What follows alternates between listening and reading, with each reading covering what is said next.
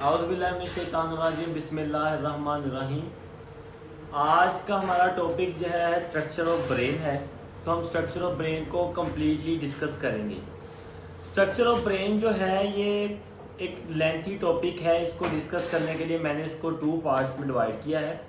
तो अभी मेरी वीडियो जो है वो फर्स्ट पार्ट के ऊपर अपलोड होगी, तो इंशाल्लाह उसके बाद जो है सेकंड पार्ट भी इसका अपलोड हो जाएगा। ठीक है, तो फर्स्ट पार्ट में जो है हम ब्रेन को मैंने 3 हिस्सों में डिवाइड कर दिया। सबसे पहले ब्रेन होता क्या है। ब्रेन एक कोऑर्डिनेटर के तौर पे काम करता है आपकी पूरी बॉडी के अंदर। आपकी पूरी बॉडी के अंदर सेंसरी न्यूरॉन, जैसे कि आपको दिखाया जा रहा है, सारे सेंसरी न्यूरॉन ब्रेन तक मैसेज लेके आते हैं और ब्रेन उनको मैसेज करता है जो भी उनको रिस्पॉन्स देना होता है टूवर्ड इफेक्टर। ब्रेन अपनी पोजीशन के लिहाज से बड़ा फिट है। ये आपके सर के ऊपर रखा गया है, अल्लाह ताला ने इसको सर के अंदर, खोपड़ी के अंदर रखा हुआ है।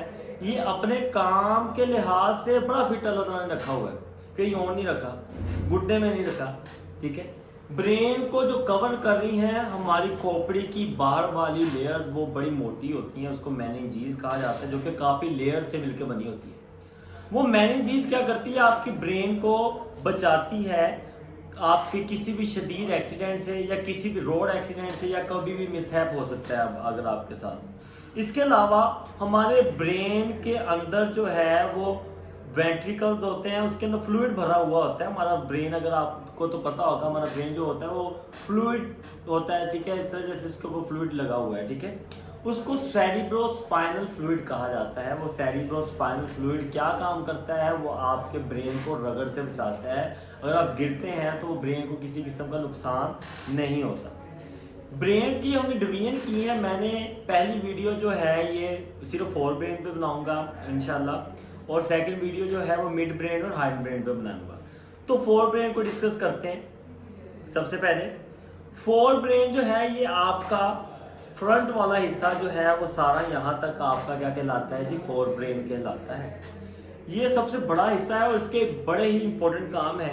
सबसे पहले जो इसका हिस्सा आता है फोर ब्रेन का, वो होता है जी थैलेमस। थैलेमस जो है ये रिले सेंटर के तौर पे वर्क करता है टूवर्ड स्पाइनल कॉर्ड और ब्रेन, यानी कि कोई भी मैसेज वगैरह जो है वो इस थैलेमस से जरूर होके जाएंगे। ठीक है जी, और इसके अलावा पेन परसेप्शन आपको स्पाइनल कॉर्ड की, वो ब्रेन आपको जो ब्रेन का ये हिस्सा है फोर ब्रेन का, थैलेमस आपको पेन परसेप्शन वगैरह इसी के अंदर देता है। इसके अलावा स्लीपिंग और अवेकनिंग का प्रोसेस भी थैलेमस के अंदर होता है। उसके बाद जो है हाइपोथैलेमस आता है, जो कि बिल्कुल मिड ब्रेन के नीचे पाया जाता है। ठीक है जी, और ये इसका साइज एक एलमंड के जितना होता है, एक बादाम के जितना होता है, और इसका काम बहुत ही ज्यादा इंपॉर्टेंट है। ये आपके पिट्यूटरी ग्लैंड को कंट्रोल करता है, और पिट्यूटरी ग्लैंड क्या होता है वो इंशाल्लाह हम नेक्स्ट वीडियो में आपको कंप्लीटली मैं आपको बताऊंगा इंशाल्लाह।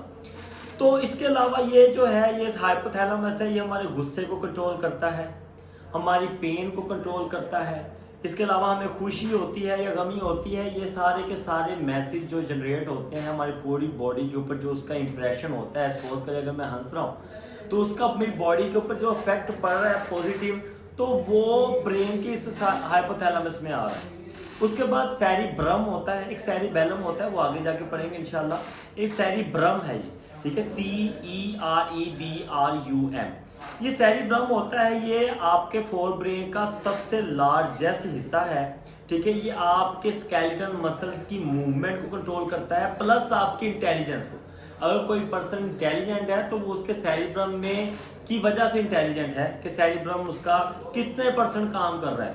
ठीक है जी, उसके बाद जो है वो सेरिब्रम जो है वो 2 तरह के पार्ट में उसको डिवाइड किया गया है। इंटीरियर पार्ट उसका सेरिब्रल हेमिस्फीयर है, जो कि रिसीव करता है जी ऑल फैक्ट्री बल्ब से आने वाली सारी नर्व्स को वो क्या करते हैं, रीड करते हैं। ऑल फैक्ट्री बल्ब क्या होता है, ये आपके ब्रेन के अंदर एक खास किस्म का सेंटर है, जो कि स्मेल की जो नर्व जनरेट होती हैं, सेंसेशन ऑफ स्मेल को क्या करता है, कंट्रोल करता है, और उसका एहसास आपको दिलाता है। वो ऑल फैक्ट्री बल्ब से होकर गुजरती है। इसके अलावा जो होता है जी बेटा, सेरिब्रल जो अपर लेयर होती है सेरिब्रल हेमिस्फीयर की, उसको सेरिब्रल कॉर्टेक्स कहा जाता है, जो कि ग्रे मैटर से मिलकर बना होता है। ग्रे मैटर क्यों होता है?